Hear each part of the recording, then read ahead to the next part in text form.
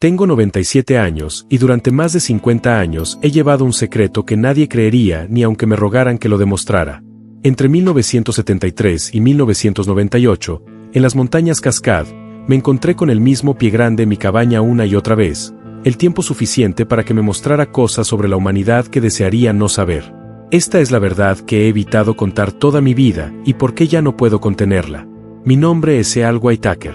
En 1973, tenía 45 años y acababa de enviudar. Marta había muerto esa primavera de cáncer de mama, y ya no soportaba estar en nuestra casa en Bellingham. Todo me recordaba a ella. La cocina donde horneaba pan los domingos por la mañana, el porche donde tomábamos café y veíamos el amanecer, incluso el maldito papel tapiz que había elegido en el 68. Así que hice lo que cualquier hombre roto hace. Huí. Tenía una pequeña herencia de la familia de Marta y algunos ahorros de mis años trabajando en el aserradero. Compré un terreno a unas 40 millas al este de Washington. 60 acres de denso bosque con un arroyo que lo atraviesa. El dueño anterior había construido una pequeña cabaña en los años 50. Nada del otro mundo. Un dormitorio, una sala principal con estufa de leña, un retrete y una bomba manual para el agua. Sin electricidad, sin línea telefónica.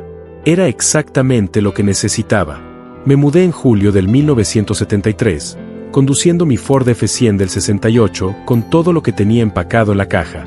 Mis provisiones eran simples. Alimentos enlatados, una lámpara de queroseno, algunas herramientas, mi rifle de caza y una radio de transistores para poder ver las noticias y los partidos de béisbol. La cabaña estaba en un pequeño claro rodeada de pieles de Douglas y cicutas occidentales que se extendían como columnas de catedral. El vecino más cercano estaba a 8 millas de distancia.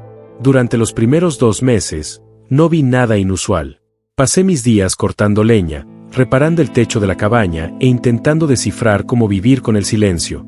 Marta y yo llevábamos 23 años casados. El silencio era como un peso físico. Entonces llegó el 17 de septiembre de 1973. Recuerdo la fecha porque era lunes y Howard Castle había estado hablando del partido de Billie Jean King en la radio la noche anterior.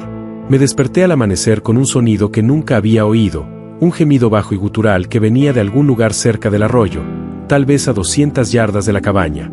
Agarré mi rifle y fui a investigar.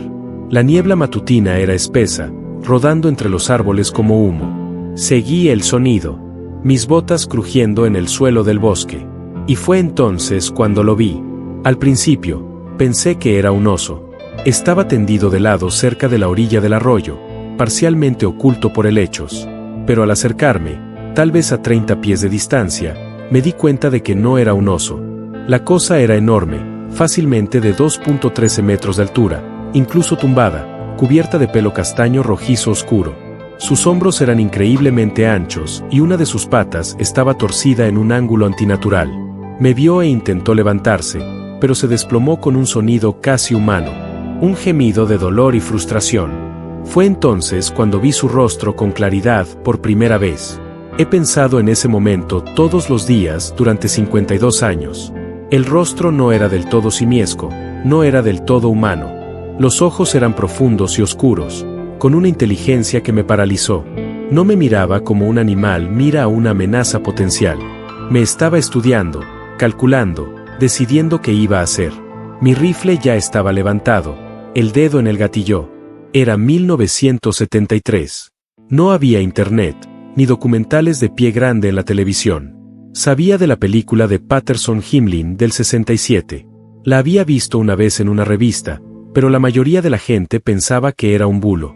Allí de pie, mirando a la criatura que sangraba sobre el musgo, supe que Roger Patterson decía la verdad. La criatura emitió un sonido, no agresivo, más bien interrogativo. Señaló débilmente su pierna herida con una mano enorme. 5 dedos. Noté.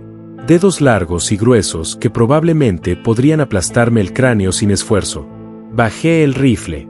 No sé por qué lo hice. Quizás fue la soledad. Quizás fue algo en esos ojos. Pero volví a la cabaña, cogí mi botiquín y unas toallas viejas, y volví al arroyo. La criatura me vio acercarme, respirando entrecortada y dolorosamente. No soy médico, pero había visto suficientes lesiones en el molino como para reconocer una fractura grave cuando la veía. El hueso de la parte inferior de la pierna, la tibia, creo, estaba fracturado, probablemente por una caída. No tenía forma de colocarlo bien, pero podía limpiar la herida e intentar estabilizarlo. Durante la siguiente hora, trabajé mientras esta criatura de 2 metros permanecía completamente inmóvil, permitiéndome tocarla. Su pelo era más áspero de lo que esperaba, más parecido a un alambre grueso que a un pelaje. La piel debajo era gris oscuro, casi negra. Cuando vertí agua oxigenada sobre la herida, emitió un gruñido bajo, pero no se apartó. Usé 2 ramas rectas y un poco de cuerda para hacer una tablilla rudimentaria, envolviéndola tan fuerte como me atreví. La criatura observó mis manos todo el tiempo, con sus ojos oscuros siguiendo cada movimiento. Cuando terminé, retrocedí lentamente. La criatura se incorporó, un movimiento que requirió un esfuerzo evidente, y bajó la mirada hacia su pata, luego volvió a mirarme. Emitió un sonido que solo puedo describir como reconocimiento. Ni un gruñido, ni una palabra. Luego se levantó, balanceándose sobre una pata, y se adentró cojeando en el bosque, apoyándose en los árboles. No esperaba volver a verlo, pero 3 días después, encontré un conejo recién matado en mi porche. Ninguna nota, ninguna explicación, solo un conejo, limpiamente matado, aún caliente. Miré hacia la arboleda y no vi nada, pero sabía que me observaba. Así empezó todo. Durante los 2 años siguientes, el patrón continuó. Dejaba restos de comida al borde del claro, corazones de manzana, cortezas de pan, frijoles sobrantes. Desaparecían por la mañana. A veces encontraba cosas a cambio. Pescado del arroyo, setas silvestres, una vez una corazonada de ciervo que me mantuvo alimentado durante 2 semanas. Nunca vi a la criatura con claridad durante esos primeros años. Solo atisbos. Una forma moviéndose entre los árboles al anochecer. Una silueta enorme contra la luz de la luna. El sonido de algo grande moviéndose entre la maleza. Pero sabía que estaba allí observando, aprendiendo sobre mí de la misma manera que yo intentaba comprenderlo.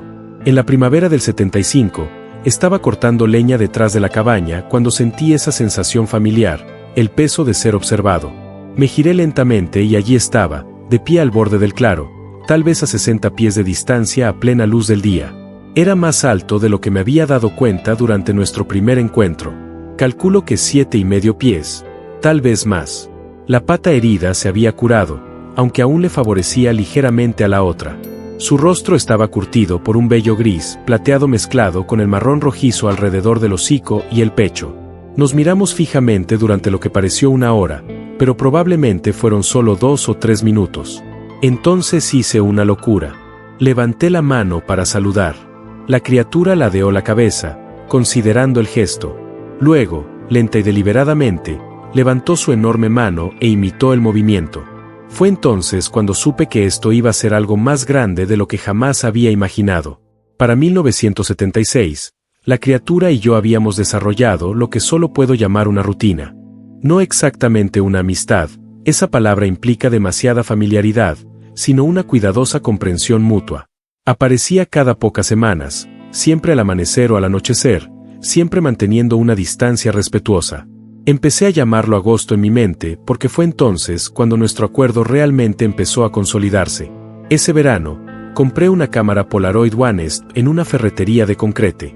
El dependiente, un chaval de unos 20 años con el pelo alborotado como San Cassidy, me llamó mientras tarareaba Afternoon Delight en la radio.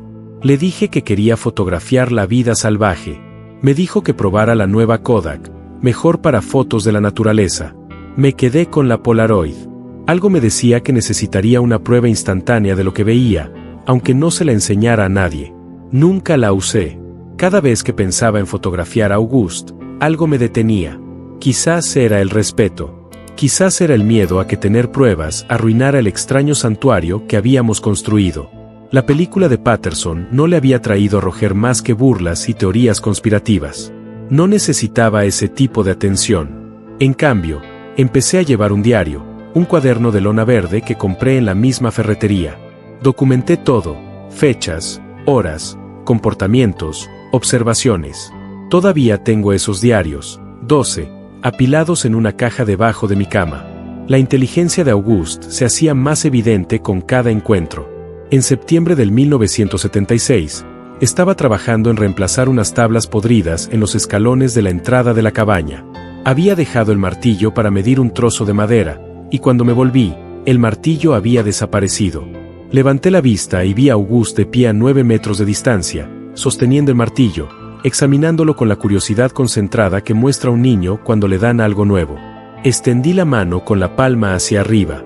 Auguste me observó un buen rato, luego se acercó, más cerca que nunca, y me puso el martillo en la mano. Su palma era áspera, callosa, como la de alguien que ha trabajado duro toda su vida. Los dedos estaban calientes. Nos quedamos allí, a unos 3 metros de distancia, y pude ver su rostro por primera vez con claridad. Los ojos eran más humanos que simiescos, de un marrón oscuro con reflejos ámbar bajo un prominente arco superciliar. La nariz era ancha y plana, los labios oscuros y expresivos. Tenía cicatrices en la cara, antiguas, de esas que se acumulan tras décadas de vida salvaje. Gracias, dije, aunque creía que no entendía inglés. Auguste emitió un sonido, un suave rugido desde lo más profundo de su pecho, se tocó el suyo con un dedo y me señaló. Tardé un momento en comprender. Me preguntaba mi nombre. Earl, dije, tocándome el pecho. Earl. La boca de Auguste se movió, intentando formar la figura, pero no emitió ningún sonido que se asemejara al habla. En cambio, emitió un sonido diferente. 2 gruñidos rápidos, casi como, y volvió a tocarse el pecho. Entendí. Me estaba dando permiso para nombrarlo, o quizás diciéndome que ya tenía un nombre que no podía pronunciar. Sea como fuere, Auguste se quedó. Los últimos años de la década de 1970 fueron años extraños para Estados Unidos. Nixon había dimitido en el 74. Carter era presidente ahora, y todos parecían estar inseguros. Los precios de la gasolina estaban por las nubes.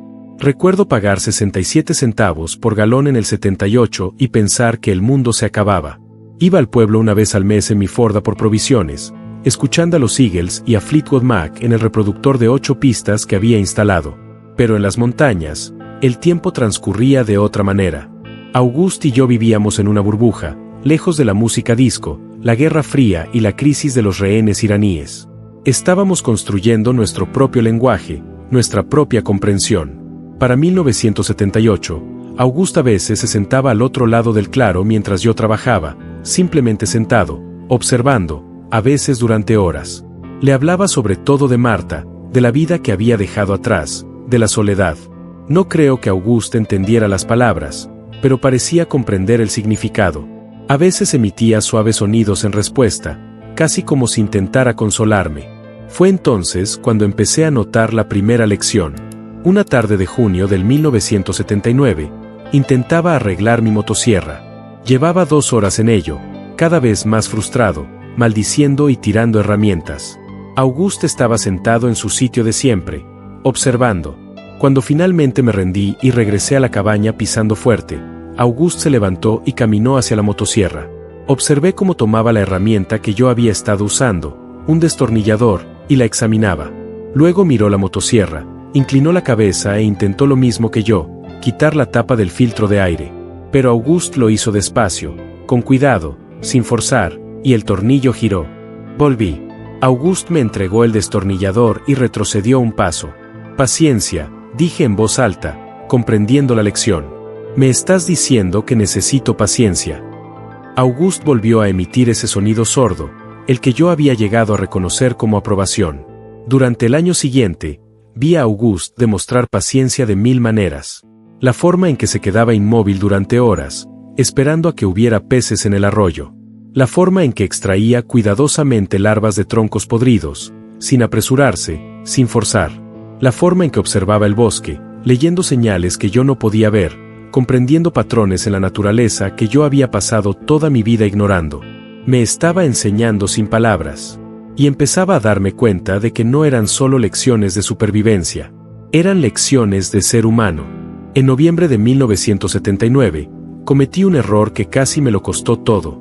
Conduje por el cemento para buscar provisiones y me detuve en la taberna, el Cascadín, un lugarcito oscuro que olía a cerveza rancia y humo de cigarrillo. Había bebido demasiado, me puse a hablar con unos lugareños sobre la temporada de caza y, estúpidamente, mencioné haber visto algo inusual en mi propiedad. ¿Inusual? ¿Cómo? Preguntó un tipo llamado Dale, de unos 35 años, con una gorra Peterbilt y una chaqueta vaquera. Solo huellas grandes. Un comportamiento extraño en la fauna. Retrocedí al darme cuenta de mi error, pero los ojos de Dale se iluminaron. Huellas de pie grande. Dios mío, Earl, en serio. La noticia se extendió rápidamente por los pueblos pequeños. En una semana, 3 camiones de cazadores aparecieron en mi propiedad, con los rifles listos, hablando de hacerse famosos. Los ahuyenté, les dije que había estado borracho y que me estaba inventando historias. Se fueron, pero el daño ya estaba hecho. Había puesto a Auguste en peligro porque no pude mantener la boca cerrada. No volví a ver a Auguste durante 2 meses después de eso. Diciembre y enero pasaron sin señales, sin huellas, sin regalos de comida. Pensé que lo había perdido para siempre, que el ruido y la presencia de esos cazadores lo habían ahuyentado para siempre. Entonces, una mañana de febrero de 1980, me desperté y encontré a Auguste sentado en mi porche, no cerca del porche, sino en él, tal vez a 2 metros de mi puerta principal. Abrí la puerta despacio, con cuidado. Auguste me miró con esos profundos ojos marrones, y juro que vi algo parecido al perdón en ellos, o tal vez la comprensión de que los humanos cometemos errores. Auguste metió la mano en el grueso pelaje de su costado y sacó algo pequeño. Me lo ofreció. Di un paso adelante y lo tomé. Una piedra de río lisa y perfectamente redonda del tamaño de una moneda de $0.50, caliente por haber estado cerca de su cuerpo. Un regalo, una aceptación. Me senté en el escalón del porche y Auguste se sentó a mi lado, sin tocarme, pero lo suficientemente cerca como para sentir el calor que irradiaba su enorme cuerpo. Nos quedamos allí sentados unos 20 minutos viendo salir el sol a través de las pieles de Douglas, sin emitir ningún sonido. Fue entonces cuando comprendí la segunda lección. El perdón es una elección, no un sentimiento. Auguste tenía todas las razones para desaparecer para siempre, para ver a los humanos como meras amenazas. Pero eligió volver. Eligió volver a confiar a pesar de todo. Lloré esa mañana allí mismo, en el porche. Por primera vez desde el funeral de Marta. Auguste no se movió, no reaccionó, simplemente se sentó conmigo mientras yo procesaba 50 años de dolor acumulado. Cuando por fin levanté la vista, Auguste me extendía una enorme mano, con la palma hacia arriba, como una invitación. Puse mi mano en su palma, y los dedos de Auguste se cerraron suavemente a su alrededor. Nos sentamos así, hombre y criatura, ambos marcados, ambos solos, ambos intentando comprender el significado de la conexión, hasta que el sol aclaró las montañas. Ese fue el momento en que nuestra relación pasó de ser una observación a algo más profundo, algo para lo que todavía no tengo las palabras adecuadas, incluso ahora, 45 años después. Los 80 trajeron cambios en todas partes excepto cuando mi Reagan era presidente. MTV se lanzó en el 81 y de repente todos en el concreto vestían neón y hablaban de algo llamado aeróbic. Lo veía cuando hacía mis compras mensuales de suministros. Jóvenes con cabello grande y equipos de música, el mundo cada vez más rápido y ruidoso, pero Auguste se mantuvo constante. Para 1981, nuestras reuniones se habían vuelto más frecuentes, a veces 2 veces por semana. Auguste había comenzado a traerme cosas que al principio no entendía, arreglos de piedras, pilas de palos cuidadosamente construidas. Una vez un círculo perfecto de piñas en el claro, documenté todo en mis diarios, dibujando los patrones, tratando de descifrar el significado. Fue mi vecino, Tom Rees, quien accidentalmente me ayudó a entender. Tom vivía a 8 millas al oeste, tenía una pequeña granja de árboles de Navidad.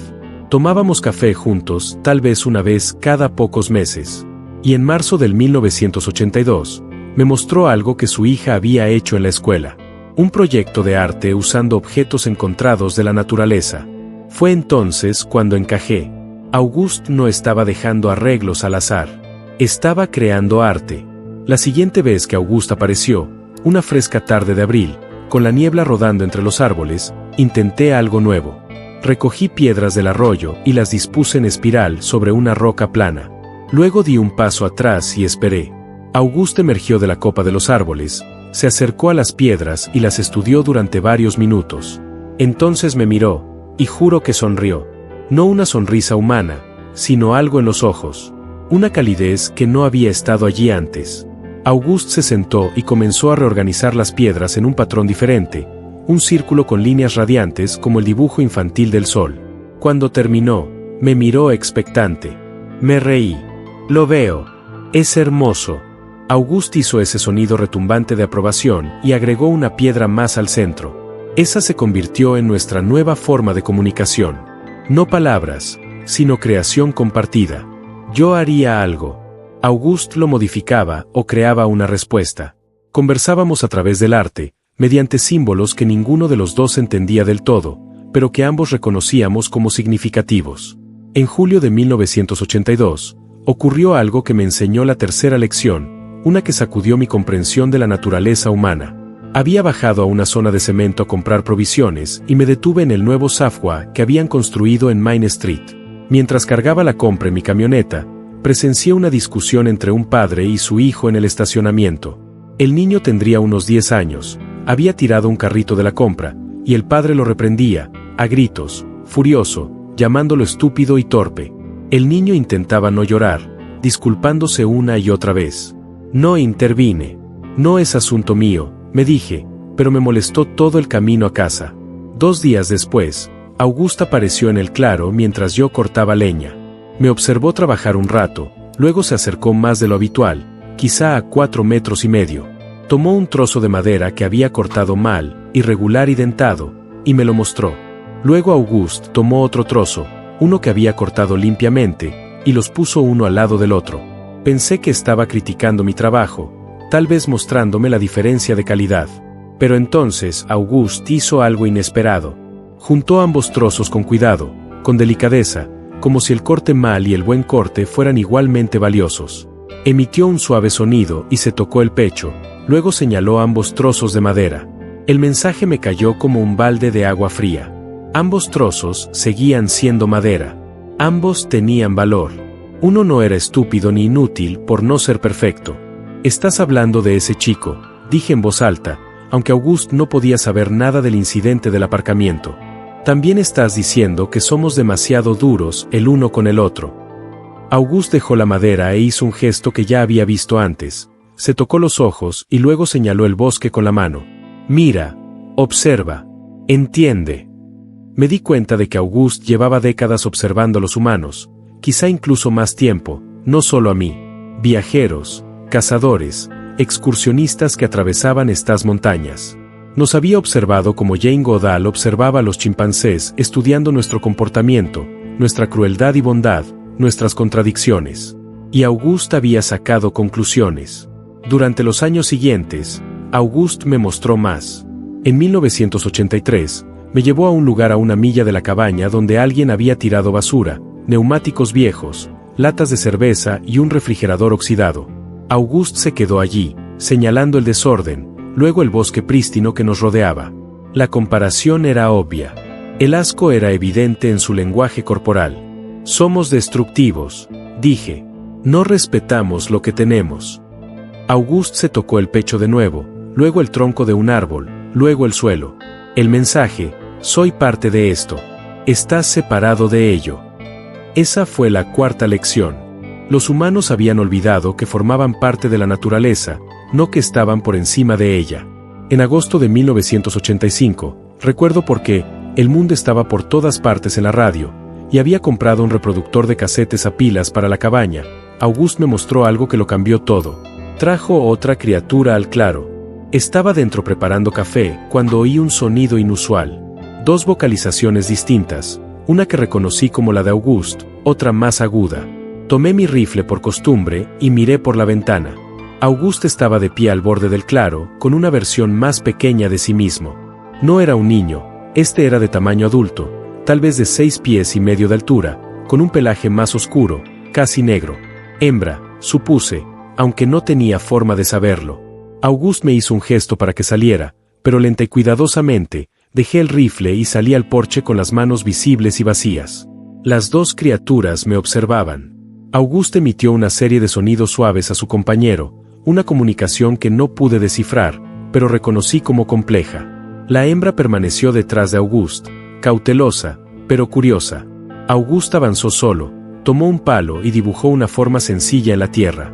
2 figuras altas, una más pequeña entre ellas. Entonces Auguste señaló a la hembra y extendió la mano hacia las montañas. Familia. Auguste me estaba demostrando que tenía familia. La hembra nunca se acercó ese día. Después de unos 10 minutos, se retiró al bosque. Pero Auguste se quedó, y comprendí lo que acababa de pasar. Auguste había traído a su pareja, hermano o amigo, a quien nunca supe con certeza, para que me viera y demostrara que no todos los humanos eran peligrosos. Esa fue la quinta lección. La confianza es lo más preciado que cualquier criatura puede ofrecer, y traicionarla destruye más que una simple relación. Destruye la posibilidad de conexión. Nunca volví a ver a la hembra. No sé si murió, se fue o simplemente eligió permanecer oculta. Pero ese encuentro me hizo darme cuenta de que la soledad de Auguste probablemente reflejaba la mía. Ambos estábamos aislados de nuestra especie, ambos buscando algo que no podíamos encontrar en nuestra propia especie. Para 1987, tenía 59 años. Mi cabello se había vuelto completamente gris. Mis manos habían desarrollado artritis y había empezado a usar gafas de lectura de la farmacia para escribir en mis diarios. Auguste también parecía mayor. Más canas en su pelaje, una postura ligeramente encorvada, movimientos un poco más lentos. Una tarde de finales de septiembre, Auguste y yo nos sentamos en lados opuestos del claro mientras se ponía el sol. Estaba leyendo un periódico de Seattle de hacía una semana. Algo sobre el desplome de la bolsa. Lunes negro, lo llamaban. Todos perdiendo dinero, presas del pánico por el futuro. Auguste emitió un sonido interrogativo. Levanté la vista y lo vi señalando el periódico, luego a mí con lo que solo puedo describir como confusión. Dinero, intenté explicar. La gente está disgustada porque ha perdido dinero. Auguste ladeó la cabeza, claramente sin entender. Pensé en cómo explicárselo. Usamos estos trozos de papel para intercambiar por cosas que necesitamos: comida, refugio, herramientas. Auguste se levantó, caminó hasta el límite del bosque y regresó con una trucha recién pescada. Levantó el pez, luego señaló el bosque que nos rodeaba, los árboles, el agua, el cielo, e hizo un gesto de barrido con los brazos. El significado era claro. ¿Para qué necesitas papel cuando todo lo que necesitas está aquí? No pude responder a eso. No tenía una buena respuesta. Auguste dejó el pescado entre nosotros, un regalo como siempre, y me miró con algo parecido a la lástima. Fue entonces cuando comprendí la sexta lección, quizás la más importante. Los humanos habíamos creado elaborados sistemas de valores que nos separaban de lo que realmente nos sustentaba. Nos habíamos convencido de que conceptos abstractos como el dinero y el estatus eran más importantes que la comida, el agua, el techo, la conexión. La marihuana nos complicó muchísimo la vida y Auguste no podía entender por qué. Ni yo, sentado allí bajo la luz tenue con artritis en las manos y una década de aislamiento a mis espaldas, podía entenderlo. Los finales de los 80 dieron paso a los 9 y el mundo parecía acelerarse hasta quedar irreconocible. El muro de Berlín cayó en el 89. Lo vi en un pequeño televisor en blanco y negro que había comprado en una venta de garaje que funcionaba con una batería de coche. La Unión Soviética se derrumbó. Estalló la Guerra del Golfo. Todo estaba cambiando, transformándose. El viejo orden mundial se disolvía. Pero mi vida seguía siendo simple. La cabaña, el bosque y Auguste. En la primavera de 1990, cumplí 62 años. Mi cuerpo me lo recordaba constantemente. Rodillas doloridas por años de trabajo, una tos persistente por demasiados inviernos, respirar humo de leña, oír que ya no era lo que solía ser. Había empezado a pensar en la mortalidad de una forma que no había hecho desde que Marta murió. Auguste también estaba envejeciendo. Calculé que tendría entre 50 y 60 años, aunque no tenía forma de saberlo. Sus movimientos se habían vuelto más pausados, cuidadosos. Alrededor de 1968, Auguste la estudió, prestando especial atención a lo cerca que estábamos, abrazados, todos riéndonos.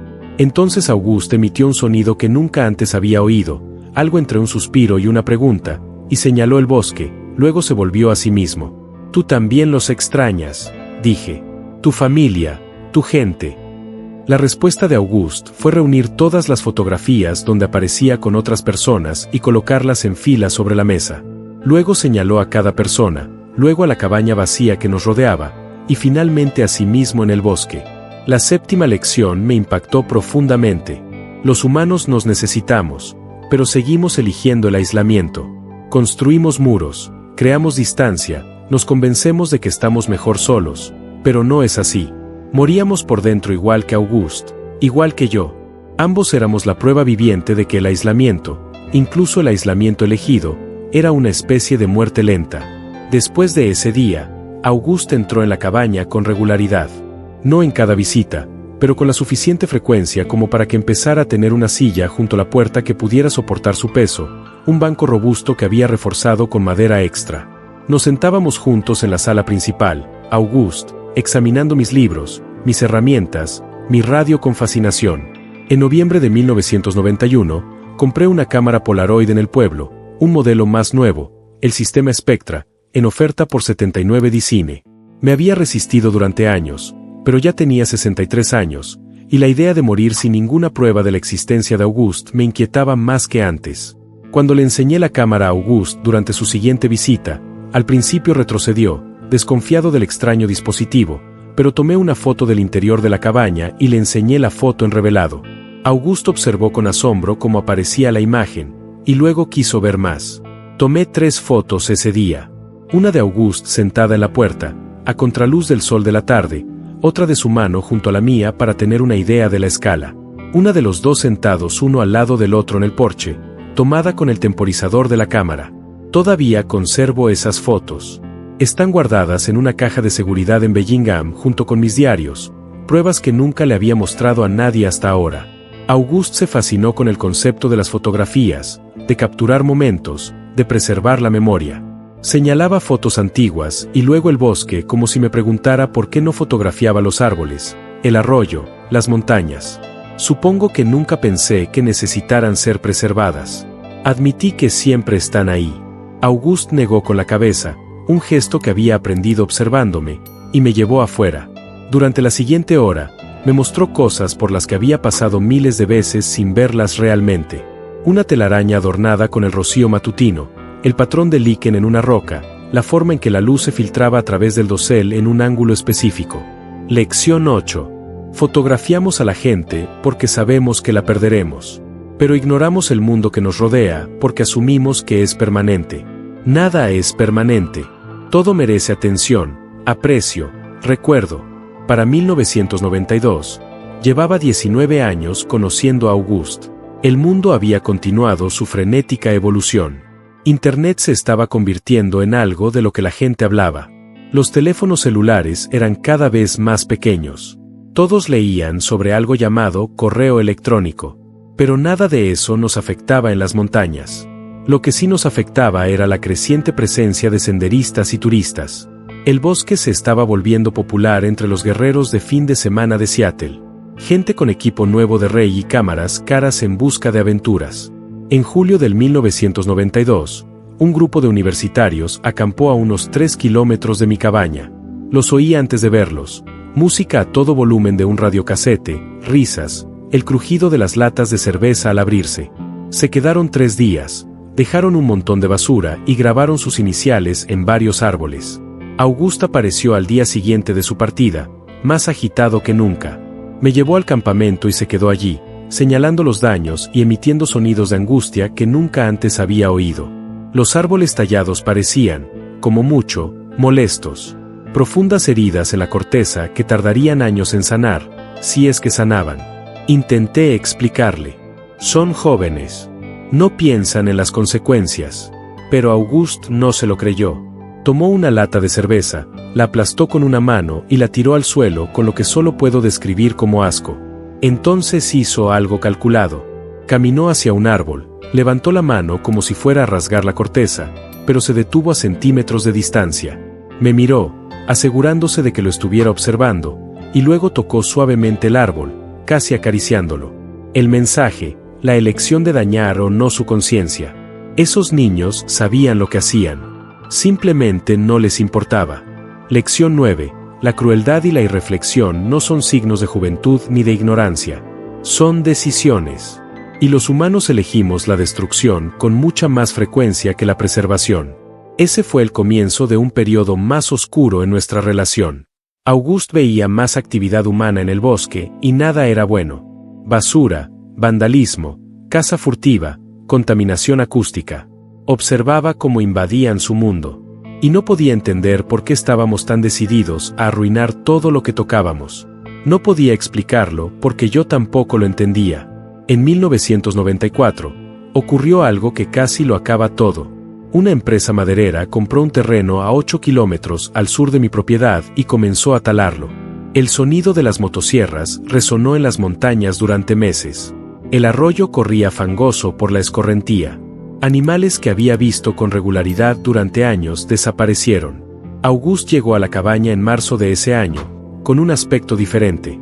No solo alterado, sino algo más profundo. Derrotado. Se sentó en el porche y, por primera vez desde que lo conocía, August parecía viejo. No solo envejecido, sino desgastado, roto. Me senté a su lado y escuchamos el lejano sonido de árboles cayendo. Lo siento, dije, aunque las palabras me parecieron inútiles. Somos una especie destructiva. Parece que no podemos evitarlo. August se giró para mirarme con ojos que contenían algo que nunca antes había visto. Juicio. Por primera vez en 21 años, August me miraba no como un individuo, sino como un representante de la humanidad. Y la humanidad se vio afectada. August se levantó, caminó hasta el borde del claro y no miró atrás. Simplemente desapareció en el bosque. No lo volví a ver durante 8 meses. El silencio de esos 8 meses fue peor que la soledad tras la muerte de Marta. Al menos con Marta, tenía recuerdos, fotografías, la certeza de que lo que habíamos compartido era real. Con August, comencé a cuestionarlo todo. ¿Había imaginado la profundidad de nuestra conexión? ¿Había proyectado emociones humanas en una criatura que simplemente me toleraba? Tenía 66 años, vivía solo en las montañas, hablando con algo que la mayoría creía falso. Quizás había perdido la cabeza hacía años y simplemente no me había dado cuenta. El invierno del 94 al 95 fue brutal. Fuertes nevadas, temperaturas bajo cero. El tipo de frío que te hace doler los dientes. Pasé la mayor parte de enero y febrero dentro, quemando mi leña, escuchando la radio para recordarme que aún existían otros humanos. La tala se detuvo a finales de febrero. Demasiada nieve, el suelo demasiado congelado. El silencio que siguió no fue apacible. Era el silencio de una herida, de algo roto que no tenía arreglo. Marzo trajo el deshielo y con el agosto. Estaba acarreando agua del arroyo en una mañana gris cuando la vi al otro lado del claro, más rala de lo que recordaba, con el pelaje enmarañado en algunos lugares, moviéndose con evidente rigidez. Nos miramos fijamente a través de 18 metros de terreno fangoso. Dejé los cubos de agua y esperé. Agosto se acercaba lentamente, deteniéndose a unos 6 metros de distancia. Lo suficientemente cerca como para ver nuevas cicatrices en su cara y brazos.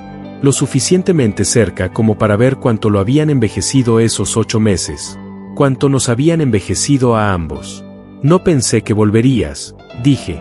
August emitió un sonido bajo. No exactamente el murmullo de aprobación que conocía. Algo más triste. Señaló el bosque que nos rodeaba, luego a sí mismo, luego a mí. Luego se tocó el pecho sobre el corazón y levantó un dedo. Solo uno. El mismo. Sí, dije, con la voz quebrada. Somos iguales. Ambos viendo desaparecer nuestros mundos. August se sentó pesadamente, y yo también, ignorando el barro frío que empapaba mis vaqueros. Nos sentamos así durante quizás una hora, dos viejas criaturas que de alguna manera se habían encontrado y no sabían cómo soltarse. Finalmente, August se levantó y me hizo un gesto para que lo siguiera. Me llevó más adentro del bosque de lo que nunca había ido a un lugar a unas 3 millas de la cabaña donde se había detenido la tala rasa. El contraste era marcado. A un lado, un bosque antiguo, una catedral silenciosa y viva. Al otro, un páramo de tocones, barro y ramas rotas. August se paró en el límite entre los dos mundos y tocó un enorme árbol de Douglas que se había salvado unos 15 metros. El árbol era viejo, probablemente de 300 años o más, con la corteza cubierta de musgo y enlien. Entonces August cruzó el límite hacia el claro y tocó un tocón del mismo tamaño que el árbol vivo, probablemente de la misma edad, talado y arrastrado para convertirlo en tablas de 2x4 y contrachapado. August me miró y comprendí la 10ª lección. Quizás la más importante que August había intentado enseñarme todo este tiempo. Los humanos medimos el valor por lo que podemos extraer, consumir y de lo que podemos beneficiarnos. No vemos el valor intrínseco de la existencia misma. Ese árbol había sobrevivido 300 años de tormentas, incendios y enfermedades, solo para ser reducido a madera porque necesitábamos materiales de construcción baratos. Tenemos miedo, dije en voz alta, tratando de entenderlo. Con miedo de no tener suficiente, de no ser suficiente. Así que tomamos y tomamos, pensando que llenaría lo que estuviera vacío en nuestro interior. Auguste emitió un sonido que nunca había oído. Algo entre un gruñido y un rugido agudo, doloroso. Entonces hizo algo que me rompió el corazón. Auguste se sentó en el claro, rodeado de devastación, y se llevó las manos a la cabeza. Lloraba no solo por los árboles, sino por todo, por su familia perdida, por el bosque menguante, por la imposibilidad de detener lo que se avecinaba. Me senté junto a Auguste en el barro y los tocones, y lloramos juntos. Nuestros encuentros después de ese día adquirieron un cariz diferente. Menos enseñanza, más compañía. Éramos dos supervivientes aferrados a algo que no podía durar. Ambos lo sabíamos, pero no estábamos dispuestos a admitirlo. En el verano de 1996, tuve un susto de salud, un pequeño infarto que me llevó al hospital de Bellingham durante 4 días. Cuando regresé a la cabaña, Auguste me esperaba en el porche. De alguna manera lo supo, tal vez había pasado mientras yo no estaba, encontró la cabaña vacía, presentía que algo andaba mal. Auguste me examinó con atención, me tocó el pecho con suavidad, donde supuse que podía sentir los latidos de mi corazón. Entonces hizo algo extraordinario. Se tumbó en el porche y se colocó de forma que pudiera apoyarme en él, usando su cuerpo como respaldo. Nos quedamos así durante horas. El calor y la respiración constante de Auguste me mantuvieron con los pies en la tierra. Fue entonces cuando comprendí la lección final. Lección 11. Lo mejor que cualquier criatura puede ofrecer a otra es la simple presencia. No soluciones, ni sabiduría, ni siquiera esperanza. Solo la voluntad de quedarse, de estar ahí, de presenciar la existencia del otro sin intentar arreglar lo que no se puede arreglar. Para 1997, yo tenía 69 años y Auguste estaba visiblemente decayendo. Sus movimientos eran lentos, trabajosos.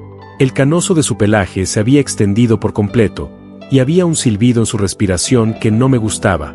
Yo también estaba decayendo. 2 pequeños episodios cardíacos más. Algunas mañanas la artritis era tan fuerte que apenas podía cerrar el puño, casi no oía en el oído izquierdo. Se nos acababa el tiempo, y ambos lo sabíamos. Las visitas de Auguste se hicieron menos frecuentes. Cada pocas semanas en lugar de semanales, luego una vez al mes. Cuando llegaba, no hacíamos gran cosa. A veces nos sentábamos en silencio. A veces leía libros en voz alta, aunque Auguste no entendía las palabras. A veces caminábamos lentamente por el bosque hacia viejos amigos, despidiéndonos de un mundo que habíamos compartido. En septiembre de 1997, Auguste me trajo algo que nunca antes me había ofrecido, un mechón de su propio pelaje, cuidadosamente estirado y retorcido en un pequeño bulto. Lo puso en mi mano y lo rodeó con mis dedos. Un recuerdo, una forma de demostrarme, aunque solo fuera a mí misma, que todo esto había sido real. Gracias, susurré, por todo, por enseñarme, por verme cuando no quería ser vista. Auguste me tocó la cara con una mano enorme, suave como un susurro, e hizo ese sonido retumbante por última vez. La última vez que vi a Auguste fue el 15 de marzo de 1998.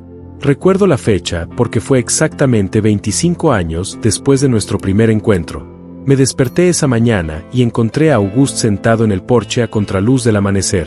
Se veía terrible, demacrado, con el pelaje irregular, respirando superficialmente. Había venido a despedirse. Me senté a su lado y vimos juntos el amanecer por última vez. El bosque despertaba a nuestro alrededor, los pájaros cantaban, un ciervo se movía entre la maleza, el arroyo rebosaba nieve derretida, toda la vida que habíamos presenciado juntos durante un cuarto de siglo. Auguste se acercó y tomó mi mano, sujetándola entre sus 2 enormes palmas.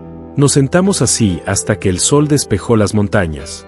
Entonces Auguste se levantó, más lento de lo que lo había visto moverse nunca, y caminó hacia la arboleda. Al borde del claro, se dio la vuelta por última vez. Levantó una mano, no un gesto, más bien como una bendición, y luego desapareció. Nunca volví a ver a Auguste. Busqué durante meses. No encontré ningún cuerpo, ninguna señal, ninguna evidencia más allá de los recuerdos y el mechón de pelo que guardaba en una pequeña caja de madera. Tal vez Auguste se había adentrado en el bosque para morir solo, como hacen muchos animales. Tal vez simplemente caminó hasta que no pudo más. Ahora tengo 97 años. Dejé la cabaña en 2003, cuando mi salud finalmente me obligó a ir a una residencia asistida en Bellingham. La cabaña sigue allí, cayéndose a pedazos, reclamada por el bosque. La propiedad ahora está en un fideicomiso de tierras. Nunca será urbanizada ni talada. La gente me pregunta por qué cuento esta historia ahora, por qué esperé tanto. La verdad es que no estaba esperando. Estaba procesando, tratando de comprender lo que Auguste me enseñó durante esos 25 años. Esto es lo que aprendí. Lo que creo que Auguste intentaba mostrarme sobre los humanos. Hemos olvidado cómo estar presentes. Siempre estamos apurados, siempre consumiendo, siempre tomando, nunca simplemente existiendo. Nos juzgamos brutalmente, pero todos solo intentamos sobrevivir, todos cargamos con heridas que no mostramos. Nos hemos separado de la naturaleza y la llamamos progreso. Construimos complejidad y la llamamos civilización. Creamos abstracciones y las consideramos más valiosas que las cosas reales que representan. Somos capaces de una conexión profunda, pero elegimos el aislamiento. Somos capaces de preservación, pero elegimos la destrucción. Somos capaces de sabiduría, pero elegimos la comodidad. Y, sin embargo, y esto es importante, también somos capaces de cambiar, de elegir de otra manera, de ver el mundo con otros ojos si estamos dispuestos a quedarnos quietos el tiempo suficiente. Ser lo suficientemente silenciosos, lo suficientemente humildes para aprender de algo que no entendemos. Auguste no odió a los humanos. Si lo hubiera hecho, nunca habría regresado después de que llegaran esos cazadores. Nunca habría pasado 25 años enseñándole a un viejo testarudo a ver. Auguste solo deseaba que fuéramos mejores, más amables, más conscientes, más conectados con lo que realmente importa. Yo también lo deseo. El mechón de pelo sigue en mi mesita de noche. A veces, cuando la residencia de ancianos está en silencio y no puedo dormir, lo saco y recuerdo. Recuerdo estar sentada en el bosque con algo imposible. Recuerdo ser vista completamente por ojos que no juzgaban, solo curiosidad, tristeza y esperanza. Si algo sacas de esta historia, quédate con esto. Baja el ritmo. Mira a tu alrededor. Observa el mundo. Míralo de verdad antes de que desaparezca. Conecta con alguien diferente a ti. Aprende que el valor no se trata de lo que puedes extraer o consumir. Y si alguna vez estás en las montañas Cascade, en la espesura del bosque donde aún se alzan los viejos árboles, guarda silencio. Sé respetuoso. Sé abierto. Porque tal vez, solo tal vez, algo nos está observando. Algo que nos ha estado observando mucho más tiempo del que lo hemos estado buscando. Algo que sabe lo que somos, lo que podríamos ser y en lo que elegimos convertirnos. Auguste me enseñó que el mayor misterio no es si Pie Grande existe. Es porque nosotros, a pesar de toda nuestra inteligencia, tecnología y supuesta superioridad, estamos tan decididos a destruir el único hogar que hemos conocido. Tengo 97 años y todavía no tengo respuesta a esa pregunta.